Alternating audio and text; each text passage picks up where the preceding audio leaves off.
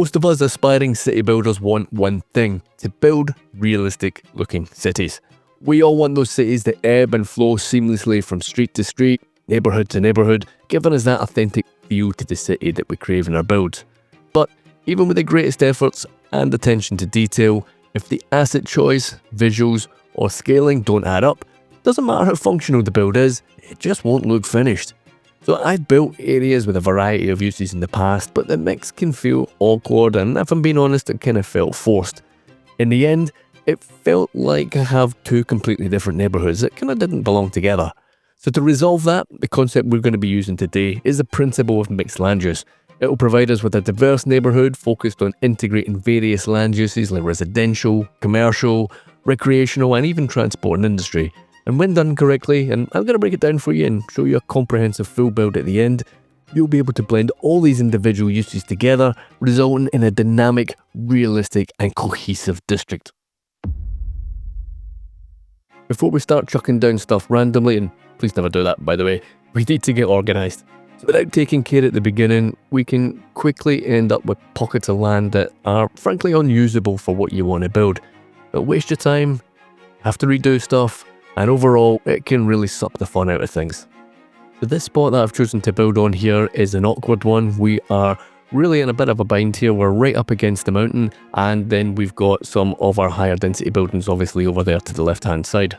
So what I decided to do was to basically reclaim some land from the sea and really just flatten things out and give myself a bit of a palette to work on. Obviously we can fill this back up in the water with whatever we're not going to be using.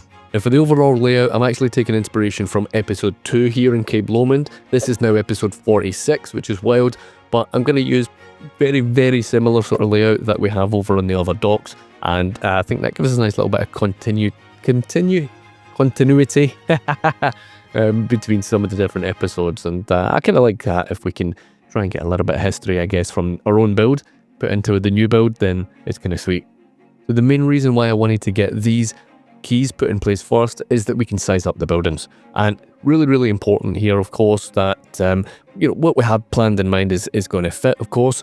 And I definitely want to add a little bit of history into this build as well. So you can see we're going to be using some of these what look like historic buildings, and I think it's super important, especially with an area like this where you're going to imagine that it's been redeveloped. Obviously you're taking it from one use historically to another. You really want to inject that history with your asset choice, of course, as well. And I have to say, these new leisure assets are amazing, aren't they? What a brilliant pack. We do plan on expanding on that theme, mixing the old and the new, and we'll have a few more examples in a minute or two for you to have a look at. So I decided to have a little bit of an experiment and see which of these net lanes that were going to look good. I know that I wanted it kind of red, and we've used the French surface a ton in the past before, and the aesthetics on that looked really good up against the grey. So I wanted to kind of extend on that, but I wasn't 100% sure exactly which of these net lanes to use. And again, I'll show you the one I picked in just a second. Now I did spend quite a bit of time trying to get these net lanes just sitting really nicely up against the quay. The problem with that is every time we terraformed, then the net lane would kind of disappear because the land underneath the quay wall was getting lowered. Now you will see me here sort of readjusting it and trying to fine tune the terrain, but in the end the easiest thing to do is to kind of just ignore that. Obviously use the move it and manipulation mode, and you can kind of shift it into place laterally like you're seeing me here, but from the vertical where it disappears like that right there, you'll see it going grey.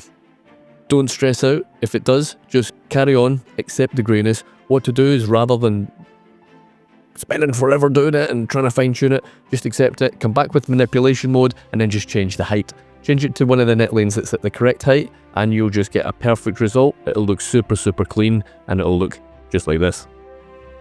So jumping ahead, I've went and added a couple of train assets to the build. I've put a brand new cargo hub beside what I can imagine would be the old cargo hub. So we've got that juxtaposition of old and new. We've added a little bit more infrastructure on there. You can see the bridge there down at the bottom right hand side. And it's nice to see these trucks kind of finally coming in and getting things moving. What I've also done is I've added a train yard just behind this. And again, we've got a train yard elsewhere in the build. It's sitting somewhere random, and I want to incorporate it directly into this one and add a bit more character. For me, the best builds are always the ones that have had that bit of time spent on the planning up front. So importantly, we've got some of our signature buildings placed right up against the water, we took the time to make sure that they fit, and we've decided on the location of some of the even larger assets. And without that pre-planning, that development layout, then we could quite easily be in a situation where we had to pick other, perhaps less desirable or suitable assets and kind of shoehorn them in, or even worse, we might have to rip the whole thing up and start again. And what a one we had to waste the time that would have been, it really does my head in when that happens. So the key takeaway here on this one is take your time at the beginning, size everything up, and get the big stuff in first. So what comes next? Well, I want to expand on something I touched on earlier, and it's all well and good getting those big items in place, but if they don't sit in their surroundings naturally, then it's gonna ruin the look of the whole development.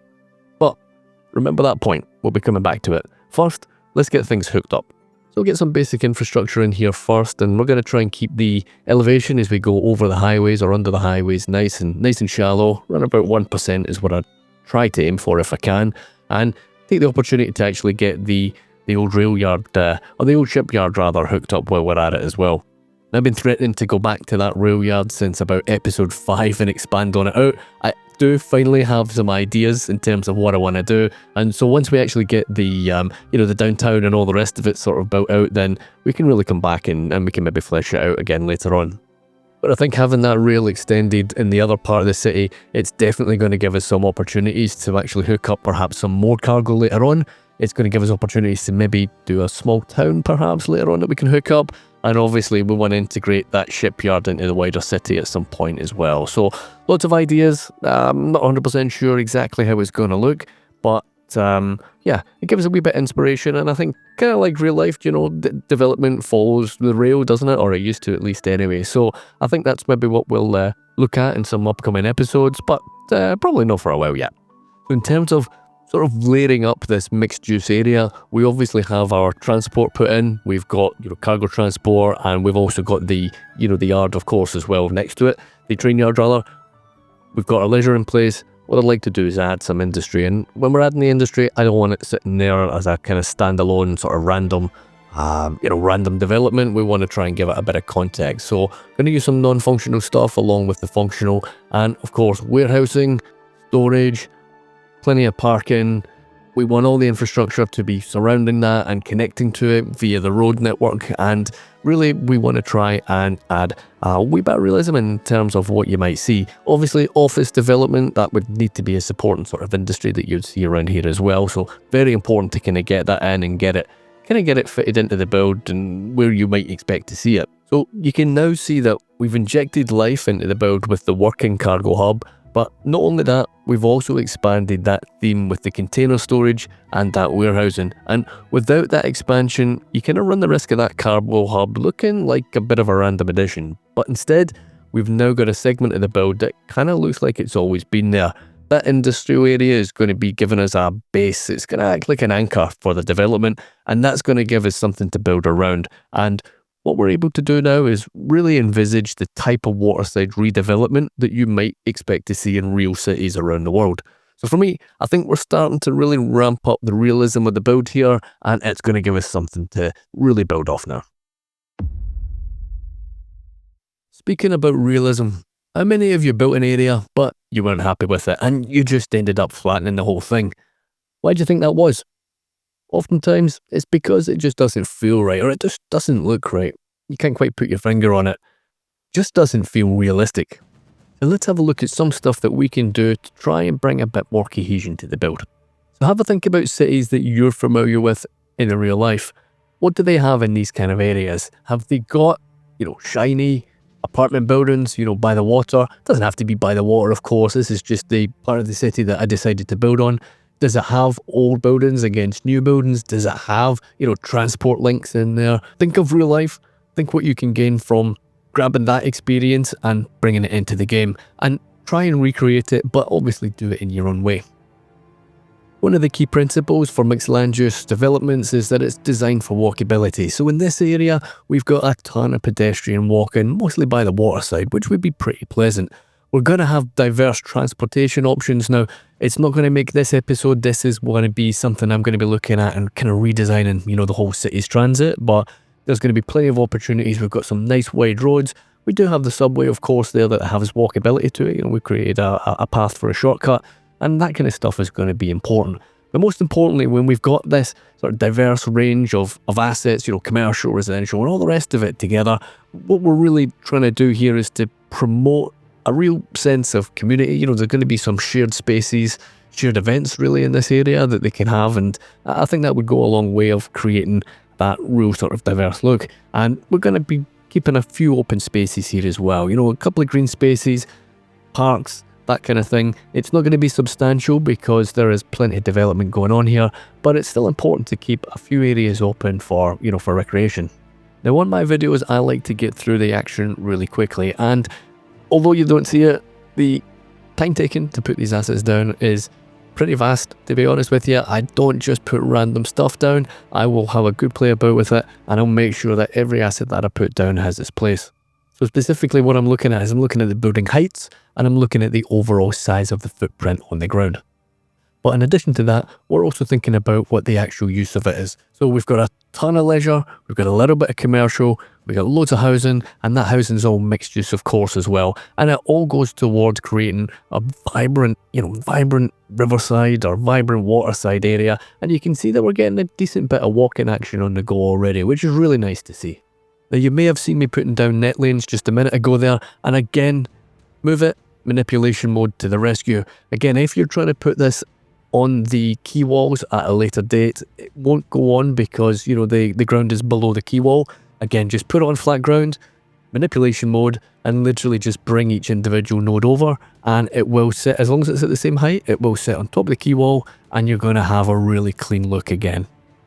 Another little tip here on the terraforming is that if you just use one big brush, you're going to be left with a bit of a ridge. You can see that on the right hand side there, just under the bridge. So what to do is just use your slope tool and just slope it individually. Here, you don't have to do it because you've got the space. You can just flatten it out and then just use the big brush. But again, same tools, slightly different technique, and you can get a much better and smoother area if you just take a wee bit of time and you just change the way that you're using the brush. At the start of the video, I talked about asset choice, visuals, and scaling. And what you can see here come together is a demonstration on how important these aspects are to the build. Essentially, we've crafted our entire district skyline through a careful selection of building shapes, sizes, location, and orientation. But most importantly, we're making sure that each individual building complements its neighbour. Not one building really overshadows what's next to it, even if it's a tall building like the one at the back. And there's no one dominant building type.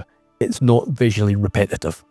You'll also notice there's no land use repeated excessively either. So what we're doing here is that we're creating variety, and it's that variety and diversity that's going to help you create those realistic looking developments in your area. Now, be careful though, building placement is only one part of the equation.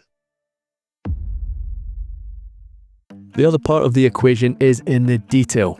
Detailing can be time consuming, but does it have to suck up all your time? It can be fun, but it's easy to lose hours getting carried away with every little detail. For me, I want to balance creating something that looks great, but at the same time, I want to be able to build out my city and I want to be able to create something substantial. So the first part of this is the notion that we're going to be using effectively gap fillers. So gap fillers can be really anything that you can find on Find It. It can be decals, it can be vegetation, it can even be supporting buildings, like these warehouses. So if you think about the hierarchy of the build, we've got those really big assets put in first. That's the main characters, so to speak, in the build. We then have our supporting characters, like our residential buildings and some of our commercial stuff that we've put in. And now it's time to complete the scene with a cast of background characters. Now, these background characters don't serve any purpose in terms of plot development on a TV show or a movie, but without them, again, something's just going to be weird, something's going to be off. It's just not going to be realistic. So for that reason, they do play an important role in your build, and it is worth taking some time to put all of this stuff in. So the way I like to approach it is to get those gap fillers in first, decals that make sense, potentially some vegetation, but quite often that can wait to the end, and of course the big buildings or supporting buildings, if you like, that we still have the space for. So I wanted to create a bit of a marina down here, and I'm conscious that the Bridges and Ports DLC is probably due out, I don't know, maybe in a couple of months' time. But really what I wanted to do was create something that looked just a little bit different. I think I've seen the The usual marina stuff, used in the past and whatnot, and that looks okay, but we've got it elsewhere on the build, and really it's been kicking about since day one when the game was launched, so really I wanted something that looked a wee bit different. So I decided to use some of the UK shed assets. I'm going to just draw them out with the line tool, and then we get them recolored and kind of brighten up a little bit. And I'm going to add some boats there. I haven't really been using custom assets at all on this build. I've been really careful, in fact, not to. But I did add a few in, for the racetracks and the go-karts. And I think I might add 1 or 2 in just here and there. I still want to go light on it. I'm still kind of paranoid it'll break something or break a save or whatever. So when it's really necessary, and I think it is really with the vehicles, when it absolutely makes sense, then I am going to add them in. In terms of the detailing, over at the residential side of things, where we have the apartments and the flats, really all I needed to do was just add some of the net lanes. It did all of the heavy lifting, and where we have a gap, we just kind of fill the gap with the surfaces. Obviously, we've used Control-C there, and we've put in our little seating areas and whatnot, and then we just add some benches. Obviously, the walls were looking super plain, so I went ahead and added a few extra windows, decals. It kind of breaks up with the monotony of that big white, that big white wall. And really, that was it for the residential side of things. We really didn't have to do too much. Around the back of it, obviously, I want to be breaking up the that monotony again of the of the mountainside that we have in the crater. I think a few extra bushes after creating those little valleys within the mountain itself, we kind of fill them up with some sunken oaks and whatnot in different sizes. It looks pretty nice. Again, I'm going to use one of the new surface assets here, and we're going to inject some boulders down the bottom of the mountain, and we use the same technique that we used when we were doing the episode back a few weeks ago round the other side beside the interchange. Swinging over to the piers that we have, really are what would be our tourist area. We have all our leisure stuff, and we have a few of our parks and a little bit of car parking there obviously as well. I want to get it all fenced off. Again, I want each pier to look like its own cohesive tourist place, if you like. So we're going to break it up. We are going to add a little bit of greenery. We're going to add some trees and whatnot, plenty of seating, some food stuff, and again, it should all support the big assets that we put in there right at the very beginning. So I don't spend as much time on detailing as perhaps some others do, but when I commit the time on it, I want to get bang for my buck in terms of that time spent. So for me, I want to balance creating something that looks cool with creating something substantial. So use things like Control-C where you can. That'll save you time by repeating prop collections, and at the same time it adds cohesion to the theme of the build. Use the static ploppable building mods to complement what's already there, and it'll help you really fill some of those awkward gaps. And those bigger gaps, remember, once they're filled, you don't really need any more attention on them other than the basics. You maybe just drag a surface, or maybe just add a prop or two. And again, those net lanes, they obviously inject colour to the build, but you don't have to mess about with surfaces. So what I'm trying to say is work smarter, not harder. Use all the tools at your disposal to get your detailing done effectively, and that's going to give you some of your time back, and you can go and create something new, or if you prefer, it just gives you more time to detail more. And that's the beauty of a game like this. You can do whatever you want, but with the right tools, you can get the results that you're happy with a little bit more effectively, giving you more time back to achieve your goals a little bit quicker. Also, don't be scared to experiment with different props. Find new uses for them, try and create something new like the marina, and get creative and come up with something that you've never seen before. Your cities will be better for it. So with that all said and done, let's crack on with the rest of the detailing. I'll stick the music on, and I'll catch up with you in a minute.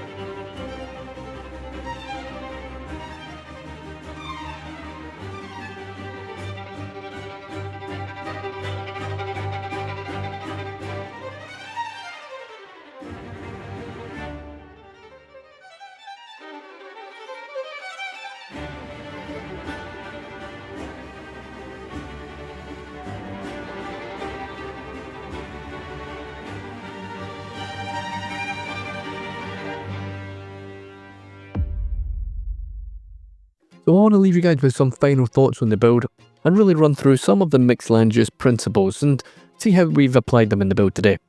So we really did try and pay close attention to the architectural aesthetics, the scale and the functionality to create a cohesive and appealing environment. We really encourage density and really try and make efficient use of that land and reduce the sprawl, and it's a nice contrast to those big transport areas that we have in the build that take up quite a lot of land.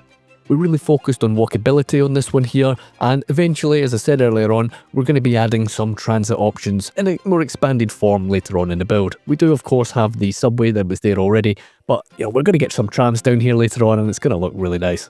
And what I like to think is that we've got a pretty decent quality of life for residents down here. We've got the environment where local businesses can thrive, we're creating jobs, boosting the local economy, and as I said, we're reducing the urban sprawl with compact and mixed-use development patterns. Now that we've explored how these principles can improve the look and feel of this waterside area, what would happen if you try and use those principles but in a much higher density part of the city? Check out this video where I show you how to create a mixed land use neighbourhood right up against downtown.